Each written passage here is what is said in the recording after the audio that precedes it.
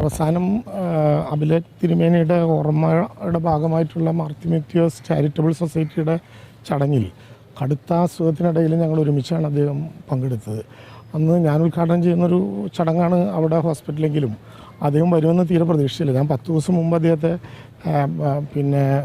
അരമനയിൽ വന്ന് കണ്ടിരുന്നു. അപ്പോഴും യാത്രയൊന്നും സാധ്യമാകാത്ത ഒരാളായിരുന്നു. പക്ഷേ വീൽ ചെയറിൽ കയറി ആശുപത്രിയുടെ 3ാമത്തെ നിലയിലേക്ക് ലിഫ്റ്റിൽ വന്ന് അത്ഭുതപ്പെടുത്തുന്ന വിധത്തിലുള്ള ഒരു ജീവിതമായിരുന്നു തിരുമേനിയുടേത്. ഇത്രമാത്രം ജ്ഞാനമുള്ള, ഇത്രയേറെ പുസ്തകങ്ങൾ, വിവിധ ഭാഷകളുടെ പ്രാവീണ്യം, ഇത്രയേറെ നർമ്മ സംഭാഷണം. ഇപ്പോൾ തിരുമേനിയുടെ ഭൗതിക ശരീരം വഹിച്ചുകൊണ്ട് നടത്തിയ സ്വരാഗ്രഹമുണ്ട്. 2 കൊല്ലം മുമ്പ് വരെ എല്ലാ വർഷത്തെയും ബോണ്ണത്താലയിൽ പൂർണ്ണമായിട്ട് അദ്ദേഹം നടക്കുമായിരുന്നു. അതൊരു ഇച്ഛാശക്തിയാണ്. തിരുമേനിക്ക് പകരമായിട്ട് ഒന്നും ഉണ്ടാവില്ല തൃശ്ശൂർ. ഏത് സഭകളുടെയും നേതാവായിരുന്നു തിരുമേനി കൽതായ സുറിയാനി സഭയുടെ മാത്രം നേതാവായിരുന്നില്ല, തൃശ്ശൂരിലെ എല്ലാ സഭകളുടെയും നേതാവായിരുന്നു, ആചാര്യനായിരുന്നു തിരുമേനി. ഇതര മതവിഭാഗങ്ങളുടെ ആശയായിരുന്നു തിരുമേനി. ആർക്കും എപ്പോഴും കടന്നു വരാൻ ഒരു വാതിൽ ഈ ബിഷപ്പ് ഹൗസിൻ്റെ മുമ്പിൽ തുറന്നിട്ടിട്ടുണ്ടായിരുന്നു. വരുന്ന സമയത്തൊക്കെ വർത്തമാനം പറയുന്നത് മാത്രമല്ല, എന്തെങ്കിലും തന്നും കഴിപ്പിച്ചുമേ വിടൂ. അത്രയും സ്നേഹവും കാരുണ്യവും ഞങ്ങളുടെ പേരിലൊക്കെ ഉണ്ടായിരുന്നു.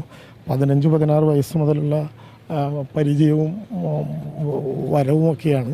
ഇനി അത് അവസാനിച്ചു. ഇനി വന്നാലങ്ങനെ കാണാൻ ഒരുപാട് പേർ അതിനേക്കാൾ വളരെ ശ്രദ്ധേയരും ആത്മീയാചാര്യരും ഒക്കെ വരുമായിരിക്കും. പക്ഷേ 940 മുതൽ ആരംഭിച്ച ദീർഘമായ 8 പതിറ്റാണ്ടിലേറെ കാലത്തെ ജീവിതത്തിൽ ഏതാനും സമയങ്ങൾക്കകം വിട പറയുമ്പോൾ യഥാർത്ഥത്തിൽ തൃശ്ശൂർ ജാതി മത രാഷ്ട്രീയം ഒന്നുമില്ലാതെ മനസ്സുകൊണ്ട് തേങ്ങുന്നുണ്ട്. ശരിക്കും തികച്ചൊരു തൃശ്ശൂർക്കാരനായിരുന്നു. തൃശ്ശൂർക്കാരൻ, അക്ഷരാർത്ഥത്തിൽ തൃശ്ശൂർക്കാരനായിരുന്നു. തൃശ്ശൂരിൻ്റെ ഓരോ സ്പന്ദനങ്ങളും, തിരുമേനി നടക്കാത്ത വഴിയുണ്ടാവില്ല തൃശ്ശൂരിൽ. കൽതായ സുറിയാനി സഭയുടെ തന്നെ പാരമ്പര്യം വലുതാണ്. നെഹ്റു, പണ്ഡിറ്റ് ജവഹർലാൽ നെഹ്റു നേരിട്ട് വന്നിട്ടുള്ള ഒരു കേന്ദ്രമാണ്.